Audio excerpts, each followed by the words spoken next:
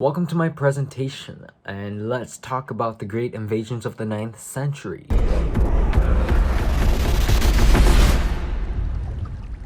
It flows like a river, carved out before you. So what was the invasions of the 9th century? After the Carolingian Empire began to fall apart after Charlemagne's death, his empire was divided into three among his grandsons: the Western Frankish land, the Middle Kingdom, and the Eastern Frankish land. After the Carolingian Empire was divided into three, local nobles began to gain power, and Carolingian rulers, which were kings of the Franks, started to fight each other. And at the same time, invasions in different parts of the old Carolingian world began to take place, and this all added on to the ultimate fall of the Carolingian Empire. So who were involved in these invasions, and what were they like? Magyars. These are people from Western Asia. They are nomadic hunters and fishers.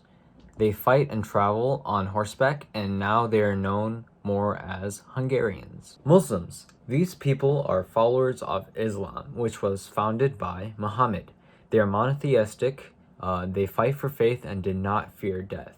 Most of the Muslim invaders came from North Africa and the Middle East. Vikings. They were the greatest threat out of all the invaders. They are from Norseman Scandinavia, present-day Denmark, Norway, and Sweden, and they are a Germanic tribe. They were warriors, adventurers, and traders. They did not look for land, they looked for riches instead. They were amazing sailors. They knew their way around the ocean. They were also terrific shipbuilders. They built narrow ships that could travel throughout the European rivers and to raid other coastline settlements, preferably small settlements and particularly religious houses. I will get back to that later. The word Viking came from the Scandinavians themselves. The Old Norse word vik, which meant bay or creek, formed the root word of vikinger, which meant pirate. Now we use the word Viking instead. And fun fact, they didn't wear horned helmets. Where did they invade? The Magyars moved into Europe towards the end of the 9th century. They settled in Hungary and invaded Western Europe. Muslims attacked the southern coast of Europe and sent raiding parties into France. The Vikings invaded Ireland, Iceland, Scotland, England, Britain, Spain, and the Frankish Empire. Invasion tactics. The Magyars rode on horseback to fight, invade, and travel. The Muslims rode on ships to invade.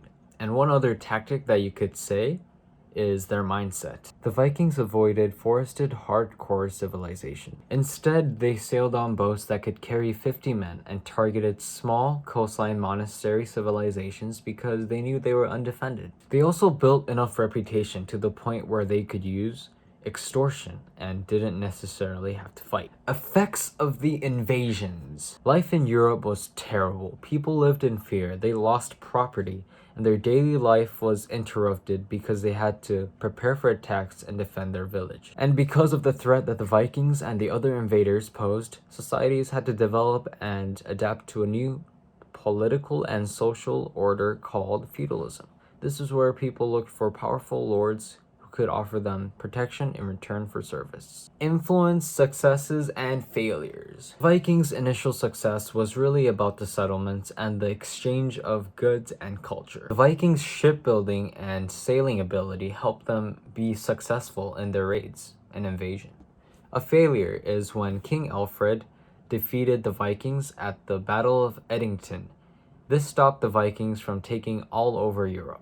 Another failure is when the Viking Age came to an end, which I will come back to later in the next slide. The Viking Age ended because the Vikings stopped raiding and invading.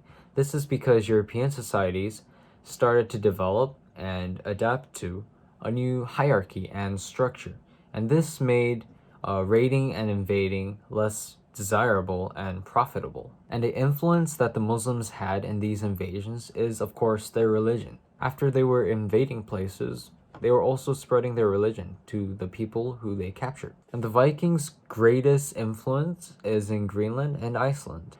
Now finally, accomplishments. Accomplishments that the invaders made is conquering lands and gaining riches, in some cases, just like the Vikings. They also spread their reputation, good and bad, and they also spread their religion.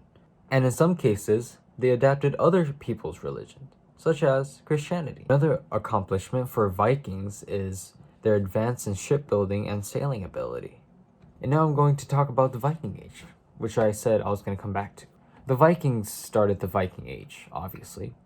This is when the Vikings undertook large-scale raiding, colonizing, conquest, and trading throughout Europe. And they also reached North America. And that's it for this presentation. Thank you for listening. Here's my visual. The white figure and the crown represents the Carolingian Empire, or the continent of Europe itself. And the colorful substance, which is made out of blue clay, red clay, and yellow clay, is devouring the white figure. This represents the three invaders, Vikings, Muslims, and Magyars, devouring, which is invading and raiding the continent of Europe and the Carolingian Empire itself.